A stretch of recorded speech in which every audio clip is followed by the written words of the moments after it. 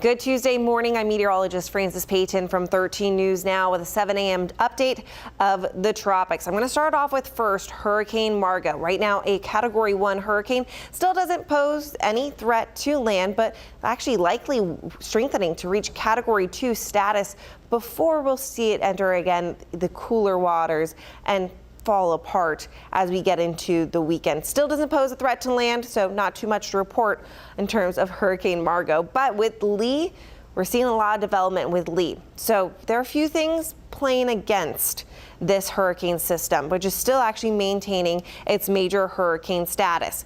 As it starts to curve northward, we're going to see it actually enter in a cooler wake within the Atlantic, and also it'll enter some cooler waters throughout the mid-Atlantic. In addition to that, with our jet stream and pretty much the troughing that we've been experiencing here at home and throughout the Hampton Roads region, that's going to push offshore and create some wind shear for Hurricane Lee. So that's going to all help weaken this system as it travels northward.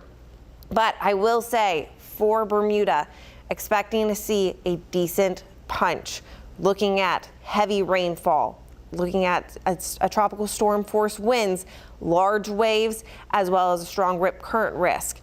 Looking beyond that impact off our shore, likely seeing Lee make landfall between Maine and Nova Scotia into the weekend. I say this is probably going to happen between late Saturday and early Sunday morning there.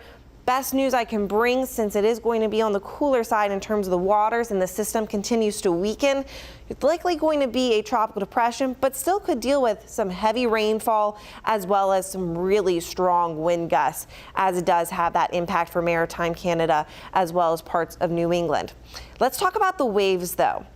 So here we have, stopping this Thursday afternoon, as it is going to impact Bermuda.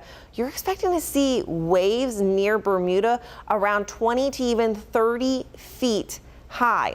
As far as off our coastline throughout Virginia and the Carolinas, we're expecting to see wave heights anywhere from 8 to 10 feet. And we're actually see those high waves pretty much Thursday into Saturday. And that's where I really expect to see most of our impacts from Lee occurring. So also, I wouldn't rule out the high rip current risk. We do have a high rip current risk for this afternoon, but I will maintain that through, I'd say, even Sunday for the strong rip current risk.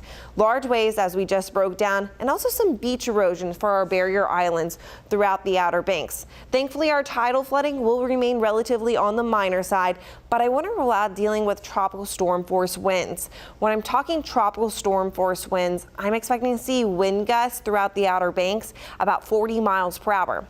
Further inland, because again, we have that protection from the barrier island. So further inland you are, expect to see the winds still stay on the gusty side, but not as strong. So expect to see your wind gusts anywhere from 20 to 30 miles per hour possible. Again, all these impacts are going to pretty much exist mainly through Thursday into Saturday, and we'll continue to watch the tropics over the week. Thanks for staying with 13 News Now.